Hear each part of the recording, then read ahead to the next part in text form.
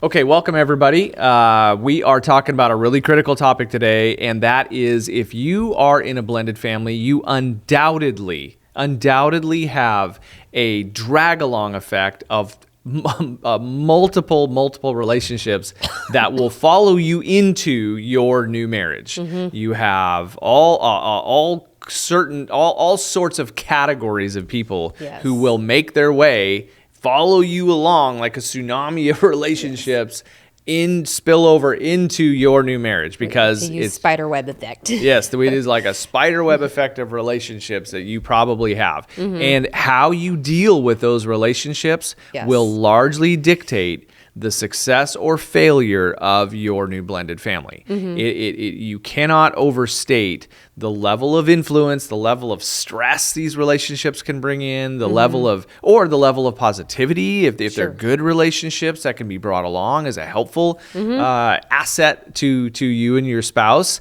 Yep. But what we regularly see is that people often walk around in a bit of a stupor, and like they're not aware of the weight. There's like they have this like bags and bags on their back of weight, and they're just like, I'm tired, I'm stressed out, and you're like, do you see all that on your back? Those are all negative relationships. Yeah. And they're like, I didn't even know we were packing these around. Right. And so oftentimes a lack of awareness about this dynamic that's in their blended family. Yeah. And so this episode is called Who's in the Boat? Yeah. Obviously related to who's in your ark. Who are you letting into your life that you have maybe intentionally or inadvertently brought along with you into your new marriage. Mm-hmm. And so part of this episode is just awareness. Yeah, it's good to stop and take inventory. Yes. Now, today is a good day to do that. And there's never a bad time to do that. And so, because if you don't, the dangers of that is you continue to allow more and more people into your boat, and that is dangerous. Yeah, and once they're in, they're really hard to get out. Yes. You've let them in, they have influence, and it's hard to kick them out of the boat. Yes.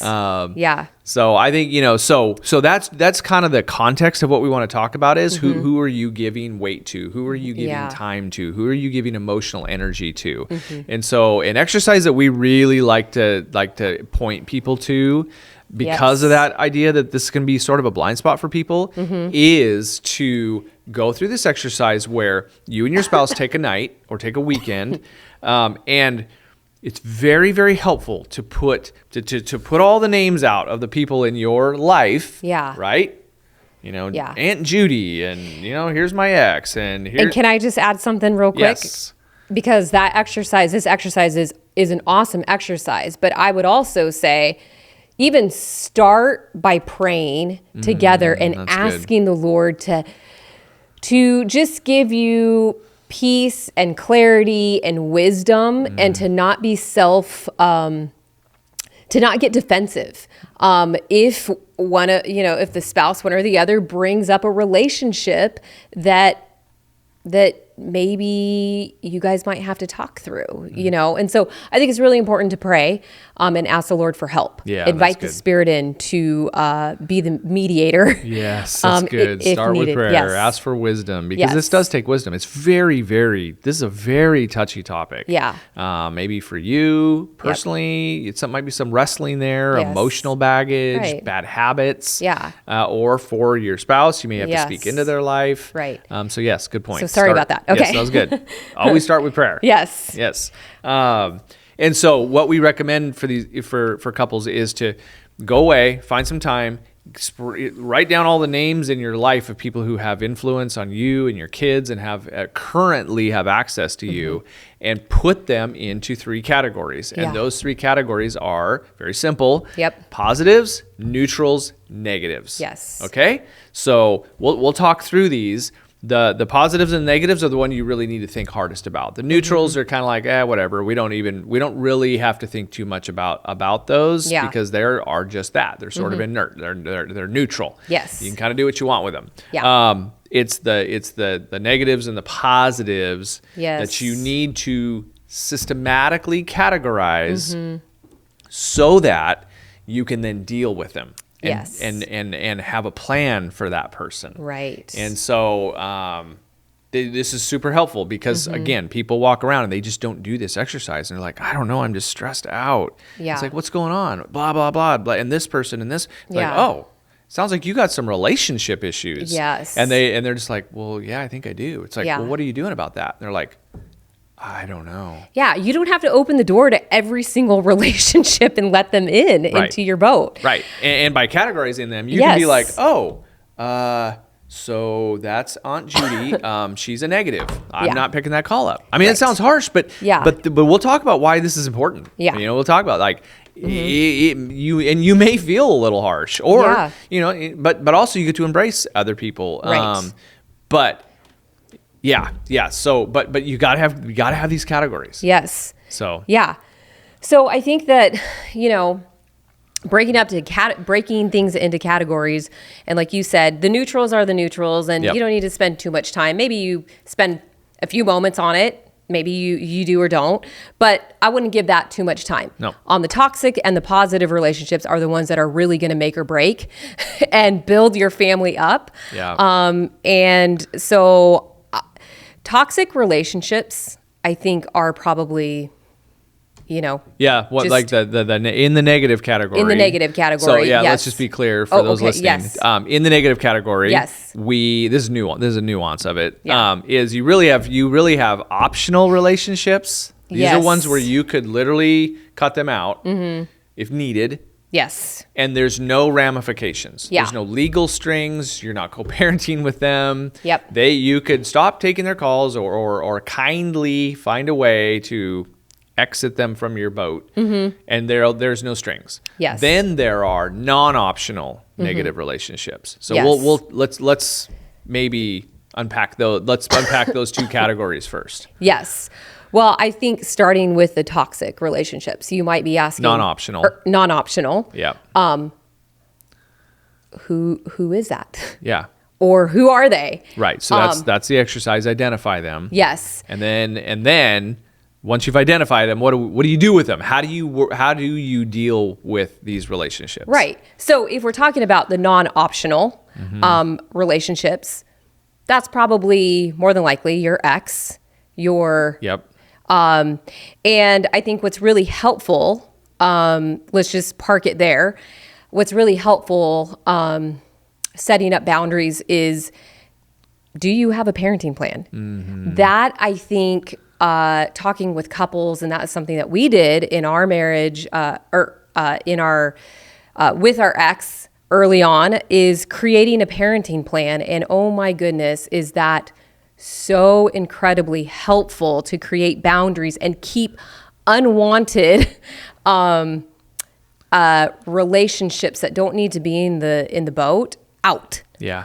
So let's just be clear about that. Yes. So we're talking about your ex may not be in the negative category. Yes, that's true. So we don't. You maybe you got a parenting plan, maybe you don't. Yes. But if you're talking about a non-optional relationship that's a negative, yes, and they happen to be your ex, yes, I think is where you're going. Yes, that is where I was going. Okay. Then yes. So that is a really good point. You need to make sure that if you're in that category and you have a non-optional relationship, most of the time that's going to be your ex. These non-optional relationships, most of the time that's your ex. Yes. And maybe your ex-in-laws. Sure. Yes. Have a because tendency grandma, to, like, grandpa, they're there, they're close, yes, and they come with they come with the territory. They come with the kids, part and parcel.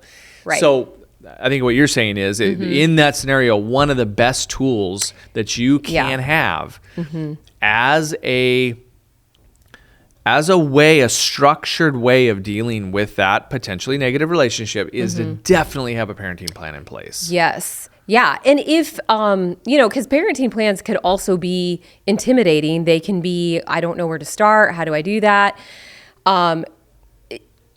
Your church might have a department where they could help you with that, help facilitate that, or find some friends or blended family that they could help you with that. But it is very, very helpful, because I think it does create some really clear boundaries that are very visible and legal to everyone. Yeah. And so we would highly encourage that if you don't have that, start navigating those waters, because I think that will really, really help. And it helps alleviate a lot of stress where it's, there just isn't like, broken promises, or I don't know. There's just so many things that I think a parenting plan does help. Well, it's such a facilitate. classic situation to have spouses who don't have a parenting plan. There's so much stress. Yeah. And if you're at each other's throat and there's negativity, and let's just be real, most situations that are divorce situations where you're sharing kids aren't really that healthy. Yep. I mean, you got divorced for a reason. Yeah. And that doesn't say you're not trying to work towards that, but there's a chance that you have static and there's abrasion there. Yes. And so when you see a couple like that and they don't have a parenting plan, it's the Wild West. Yeah. And so it's like late night calls and, hey, I'm coming to get the kids tomorrow. It's like, whoa, no, you're not. We're going to the park. Yeah. Blah, blah. And it's just like, it's just open season on communication issues and timing issues and scheduling issues and tension. And, your ex mother-in-law calls and she's like, hey, I want to take Johnny to the park tomorrow. It's like, well, you can. And they're like, why? Right. And it's like, I mean, so she's just fraught with issues. So yes, a parenting plan is like this magic bullet for all that chaos. Yes. If this is the context of your relationship with your ex. Right. Maybe it's positive. Yes. Yeah. That's praise God if it is. That is just a huge blessing. It's 1 in 20 probably, or 1 in 10. Yeah. And so we are talking about if it's negative. Right. A parenting plan is this just beautiful, effective tool to create a structure and a boundary around that non-optional, unhealthy relationship. Yeah. Yep. Yeah. Agreed. And I just want to add, even in within the parenting plan, and it may be where the way you exited from that relationship, and it's hard to communicate, and it's hard to have your spouse be the one who communicates. That's a really, really good and healthy boundary to implement and to get out there. Like, you know what, we're going to just cut through all the crap and we're just not going to play that game anymore. Yeah. And so, that has been, I mean, we have had many, many couples do that. Yes. And as soon as, so just again, context is challenging, unhealthy, negative relationship that happens to be non-optional because he's your ex, right. He's or she's your ex. Yes. It is amazing that if you say, and again, this is a tool. Yes. This is how do you deal with that? First was a parenting plan. Second is if you turn over the communication to your spouse, it is incredible how the games that get played just stop. Yes. Instantly. And the stress load the stress load comes down. Starts to come down. We've had that many times, and maybe this dynamic may be because women are more emotional and men can be more bullish. Yeah. We often see it with an ex-spouse sending inbound messages to the wife. Yeah.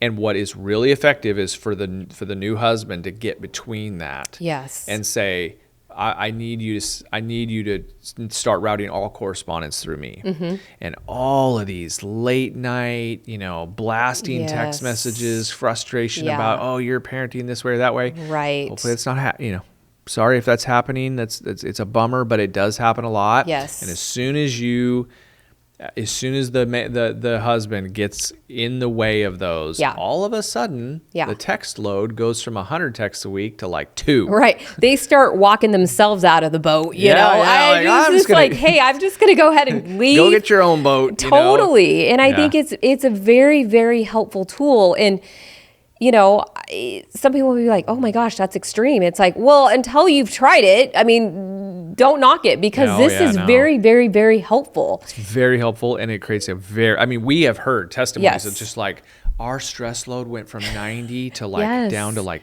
5 overnight. Yeah. It's just incredible what this can do when you. And again, what are we talking about? Dealing with these relationships, dealing with it, having a plan, categorizing them, enacting something that deals with this inbound negativity. Right. Deal with it. Yes. Yes. Yes. Yeah. So, so cannot stress enough. Yeah. Categorize. Yep. and then come up with action, especially for so we're talking about this non-optional in the negative category. Yes. So that's really good. Parenting plan. Yes. Text message and all communication routing through your spouse. Yes. That's a really, that could be really, very, really very, good one. very helpful. Yeah, that's good. Okay, so we should probably keep moving. So the negative optional relationships. One of the ways that we recommend is just the term boundaries. Yeah. Right. I mean, these are people who you do have a choice. Yeah. They don't have to be in your life. Yep. And again, I feel like we're really on the negative here, but this is the reality of blended families. It is. But let's talk about it. Yeah. But these can be. This is an extreme example because you might think that's not non-option or that's not an optional relationship. But if it's extreme enough, it can be, and that could even be your own mom. It might be one of your aunts or uncles. Yeah. And there are people who, when they find Jesus and they start moving on and trying to build a healthy family, they have to do an extreme amount of limitation or move on from certain relationships, and they might even be close. And that might sound really harsh, but let's make sure we understand the principle. Right. Your new marriage, your new ark is everything. Yep. And anything that jeopardizes that is it's non-negotiable. Right. Yeah. And I'm glad that you said that. And just to add to that, it's always good to go back and revisit. You and your spouse are a team. It's you and him, you and her. I mean, so it's like, remember that your mom and your dad and your ex and all of these other extra relationships, they are not married to you. So get them out. And if maybe you're struggling with that, and maybe that is something that maybe you need to confess, and maybe you need to talk about that and flesh it out more with your spouse, but also be praying and asking the Lord to help you with that, to help him just remind you that you and your spouse are on a team and you are in that boat together with this new family that the Lord has given you. So I think it's good to always go back and revisit and keep that in mind and rehearse that. Like, oh yeah, that's right. We're a team, not everybody else. Yes, you are priority one. Your marriage is everything. Yes. If your marriage is stable, your family has the highest percentage chance of being successful and unified and loving. If your marriage is getting battered on and beat on and your priorities are elsewhere, it's going to affect your chances of success. It's going to affect your marriage. So this may sound harsh. And honestly, like, hopefully your mom is a great relationship. I mean, like for a lot of people, there are positivities. There are lots of positive relationships. Yes. So we're just talking about if this is a toxic negative relationship, because they are out there, you have to deal with it. Yes. If you have that relationship and you're just letting them drop bombs and just pelting your family and your home, and they're pestering and nagging and they're involved. I mean, we've had moms who are actively working for the divorce of their child. Yes. And they're in there like, you should really leave them, and you should. That's the kind of stuff we're talking about. It happens. Right. And that's happening because they're in the boat. They are in the boat with the family. Yep. You've given them sway. Yes. There's this voice, this extra voice that is saying, hey, I don't think that this is right. I don't think that this is going to work. Whatever. Fill in the blank. Yep. And they should not be in the boat, and they should not be dictating whether or not and giving advice as to what's going to work for your family. Yeah. She's not married to your husband. Yeah. You are. We had a couple, we live on the West Coast. We had a couple who struggled and struggled and struggled and struggled. And they literally finally moved to Maine. You know what I'm talking about? Yes. And when they did that and they got away and they set up their own ark and focused solely on each other. Yeah.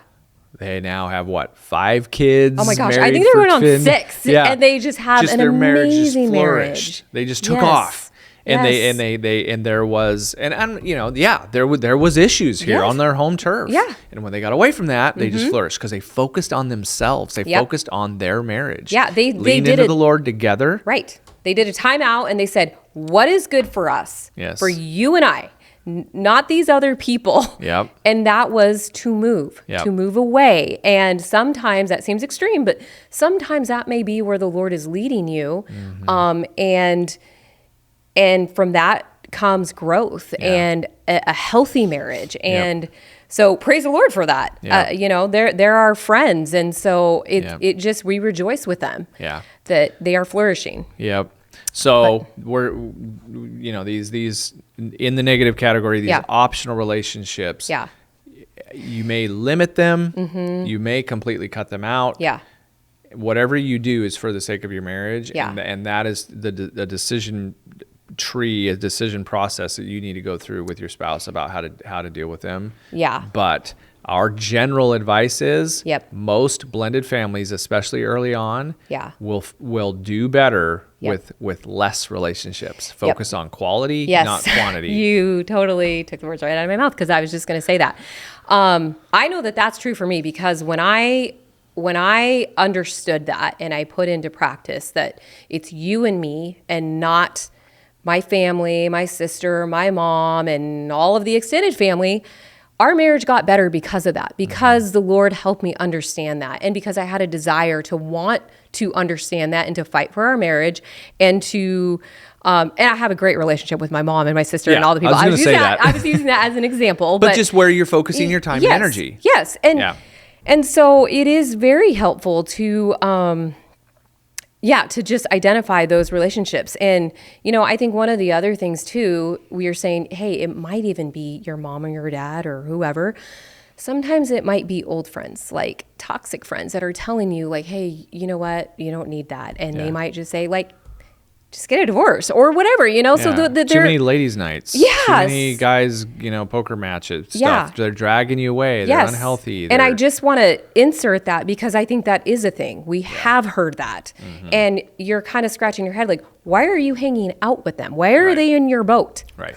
Especially if we're talking about the idea that maybe your marriage is needing strengthening. Yes. So if it does need strengthening, why are you prioritizing these other relationships over spending time with your spouse and investing in your new family? Right. It is your focus. Yes. So I love what you said, and I think that could be a good segue into the next point. But it's not about quantity; it's about quality. Yeah. And those exactly are the positive people. Yeah. So positive relationship. So, positive neutrals, negatives. Neutrals don't require much discussion. Just talk through the negatives. Now, positives. Yes. Hopefully, we're finally the positive. Yeah. Whew, that was a lot of negativity. Yes. Hopefully, you have a lot of positive relationships in your life, right? So, who are the positives? Yeah. The positives are people who they are hopefully potentially other blended families who are doing it right. Yes. And you look up to and you're like, wow, they're winning and they have this great close family. Yeah.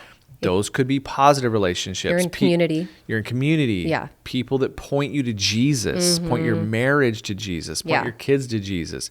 You're maybe your pastor, and by God's grace, hopefully it is your close family. Yeah. Hopefully it is your mom and your dad, and they're inserting positive, life-giving energy into your life. They are for your new marriage and your family. Yes, and so you're like, here's a ticket to the boat. Yeah. Please come aboard. Please help us. Please show us. Please be with us. Yes. And be around our kids. And so, Yeah, and sorry. Yeah, no, go ahead. Okay. Yeah, no, again, I think a lot of times, to get to the positive, you have to do the work of identifying who the negatives are or the negative relationships or whatever. And then I think that there is, I think when you stop and you ask the Lord and you pray and you ask Him to help you, bring positive people around you and to put you in a place of learning and gleaning from other marriages and healthy families within your church, the Lord will honor that. He hears you. Amen. So I think that is something for us that, oh my gosh, that was such a gift for us that we just got placed in this city group. And man, we just learned so much from Mike and Linda Bushy and lots of good, and Carrie and Tara and lots of other men and women that we dearly love and call our friends. But because let's just revisit that at its core.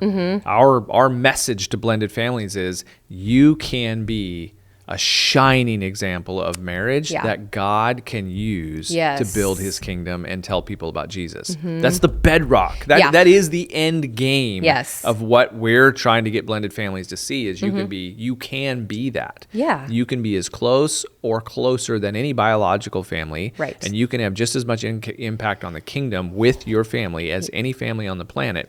So with that, if that's your heart and you're telling Jesus that, like, in that vein of logic, you say, Lord Jesus, we want to be that family. Please help us bring positive people around us. God's going to honor that prayer. He's going to bring you life-giving people and help. Bring you the word of God, but it may come through positive influences and mentors and people who have gone before you. Yeah. And if you have opportunity to, sign up for certain classes in your church that could be helpful, like do that. You'll meet a lot of people and there's a good chance those are going to be godly people. Yeah. Right. So that's great. Right. So in that category, and it just needs to be said, part of the reason this exercise is important and part of the reason why you have to do this is there is only so much time in the day. Yeah. You only have so much relational energy. Right. If you're an introvert, you have even less energy. Yeah. If you're an extrovert, you got maybe more social energy, but you still only have so many hours in the day. Right. So if you're allowing the people in the negative category to consume 23 of the 24 hours, guess what your life is going to look like? Right. You're gonna hate your life. Yeah. You're gonna be stressed out, questioning your decision making. Yeah. And like, what have I done? Right. And then think of the flip side. You let the positive people fill 23 hours of your day and think of how you're going to feel. Right. And then you deal with the people that need to be dealt with. Yeah. But you're giving them such a smaller allocation of time. Yeah. You're going to feel that energy. Your family's going to feel that energy. Your kids are going to feel that energy. Your spouse is going to feel that energy. Yep. You're going to be happier. You're going to have a better sex life. You're going to have better vacations. You're going to have better, it's just like, wow, I love my new family. Everything just feels like everything gets better. Yeah. Like literally, like it's just because you're letting positivity in. Right. Not negativity. And I was going to say, I just want to rewind just a couple seconds because I think it's worth saying, that when you allow these negative relationships to come in and you're like, oh my gosh, I have 23 hours of negative conversation.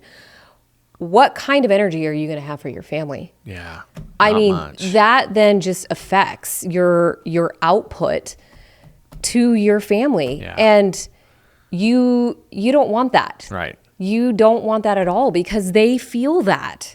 Your kids feel that. Your husband feels that. The temperature of your home is completely negative. Yeah. So I think it's just worth saying that if you're allowing that, then your family's feeling that. Yeah, you don't have a lot of time for them. Right. Or if positive energy. you're a punching bag for 23 hours of the day, just taking blows, like what are the odds you can walk into the kitchen and like be a bright, shining light for your family and like all of a sudden turn that into positive? You're not going to be able to do that. Right. So this is so critical for the success of your blended family. Yeah. You've got to, and again, people walk around in a stupor and they don't know why they're stressed out, and they don't.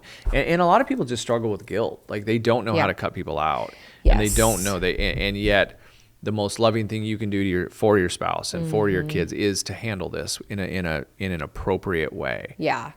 Yep. So and I just I think just one last point I think we thought about or had wanted to convey is just know people you might struggle with going through this exercise.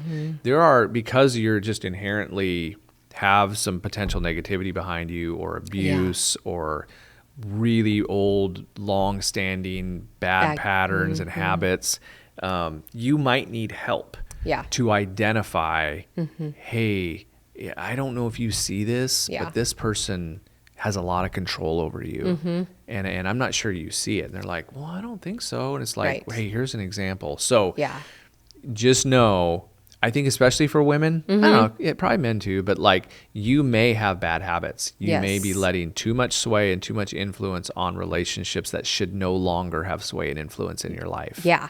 And if because I think that's very true.